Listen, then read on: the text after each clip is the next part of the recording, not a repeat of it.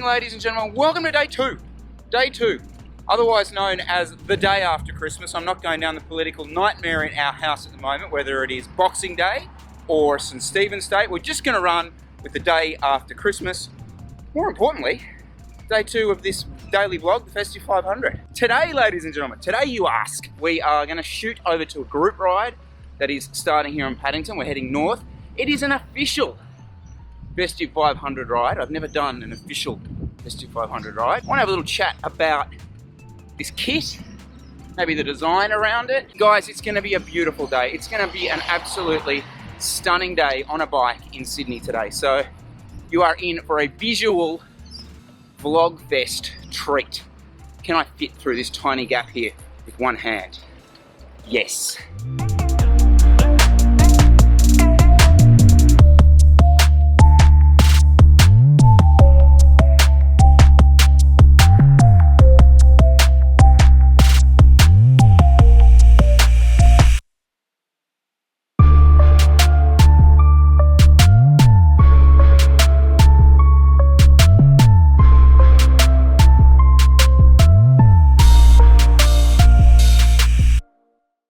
Sharon, you've just been informed that we're doing Akuna as well. Your thoughts on this?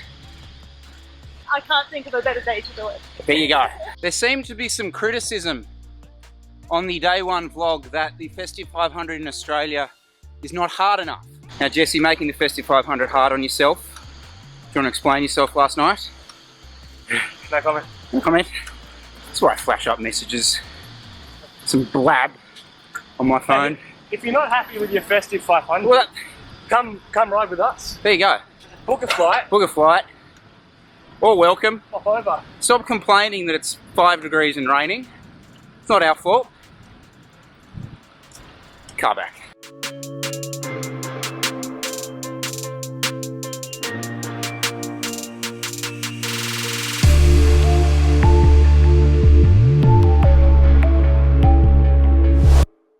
I tell you what, guys, this is probably as good a time as any to have a bit of a chat about, well, the whole Rapha thing, because obviously, excuse me, that's a big change.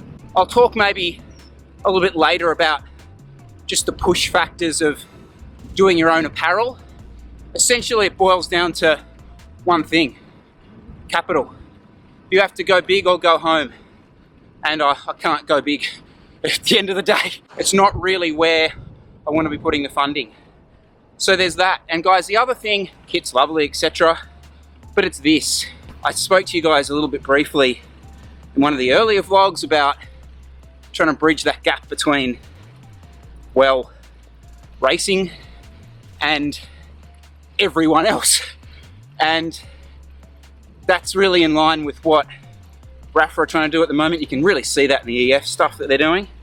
And it's a big element of what I want to do. I want to try and break those barriers down. So that's where we are. Almost at the top. We went to Maccars. Straight up Maccars. Straight up Maccars. Yeah. Straight up Maccars. Where Any do you guys fireworks on the No, fireworks no on the fireworks. climb? No one lit it up. No, just pace well. Oh, okay. Where do you guys go? I thought you guys in front. We went Akuna Bay. Oh, no Yes. Yeah. wonder. Okay. No. No. See, so that's all stabilised. Oh, you got that image. too. Clicks nice. around. This audio is fantastic. I did a review on the GoPro, which was awful. This is way better. And like on the bike, it's just absolutely rock solid stable. Battery's pretty good. So I've used it this morning quite a bit, and we're about 80%. Okay. So. Compensate for the vibration? Yes. Yeah, you So got that's an the three axis gimbal. So it's fully stabilized. Yeah. There you go. There's the review. Review of this. Done.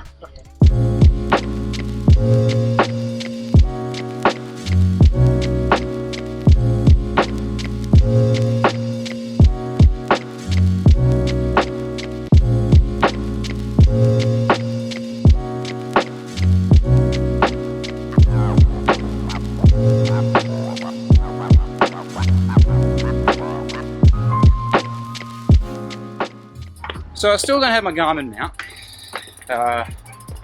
Jesse's managed to forget that again. No, I didn't forget it. Oh, you didn't forget it? No. You intended to bring it. I just don't know where it is. You know where it is. Okay. How far have we gone? How far is this bike ride? Is it 100 k's? 87. 87.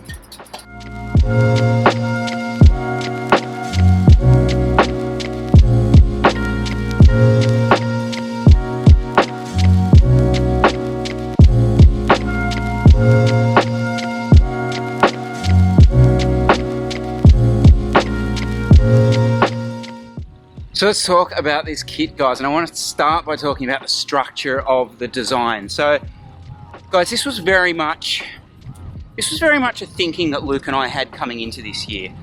We're both very much team sport background, rugby, cricket, those kind of things. Those club orientated, those club based sports. So when we kind of came into this, again, with this mentality of trying to do things differently, trying to break down a lot of this sort of elitist stuff, we wanted a look that will kind of carried some of that club feel to it. And having played, club rugby and things in Ireland, I wanted that look in the jersey specifically. And I think you can definitely see that in the structure of the way almost footy jerseyed it in a cycling style, in a cycling heritage style. Now the colours have a lot more of a personal meaning to me. So the purple is a lot down to a timing thing. So when Dan and I decided to go ahead with the team initially, like 3-4 years ago, right?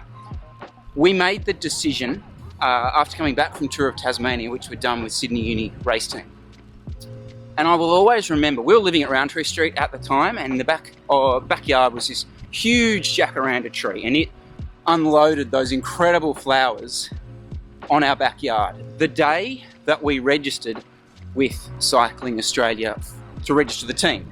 So I'll always remember that colour with the decision to go ahead and do the team.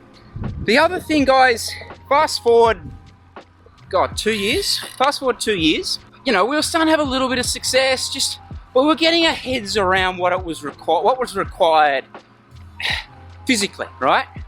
And one of the things that was required physically was to go deep, to go next level, to rip in, to go into what Ben Van Dam termed the ultraviolet zone. And going into that ultraviolet zone required you to kind of just tip out of reality.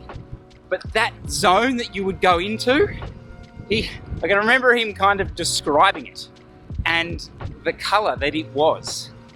And the colour was, it was essentially purple. And you'll also see on the guys' top tubes, on the Devel bikes that the guys are running, a little motif, which is for them to look at.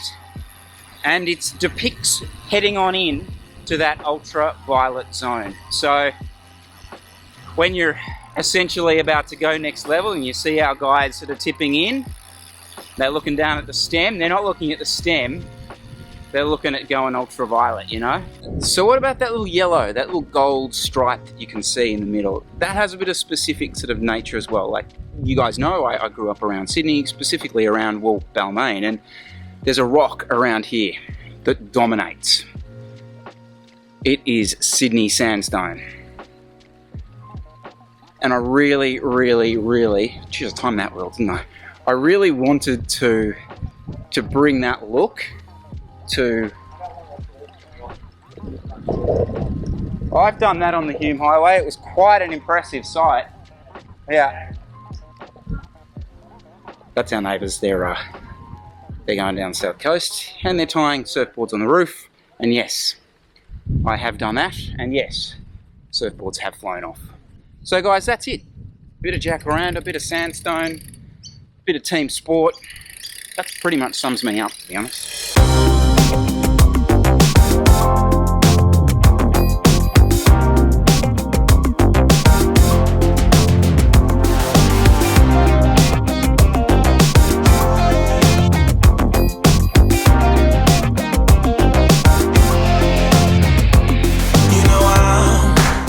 Caught by a feeling, goes beyond the right or wrong, gets me what I want.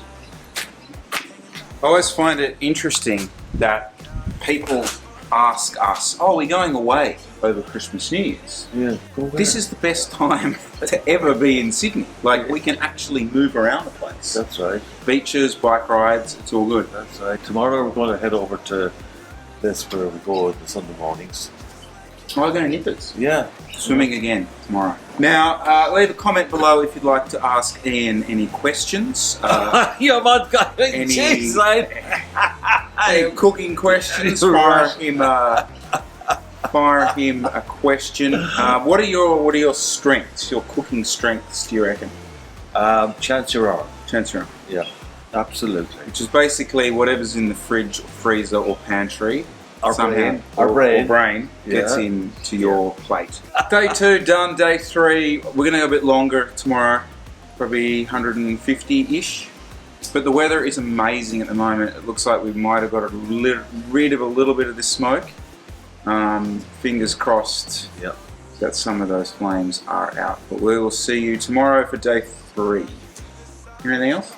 Good night. Good night. Goodbye. Good night. Good luck. Take See you care. tomorrow. Lose control. There is something in your voice. Very interested to see what questions come out of this.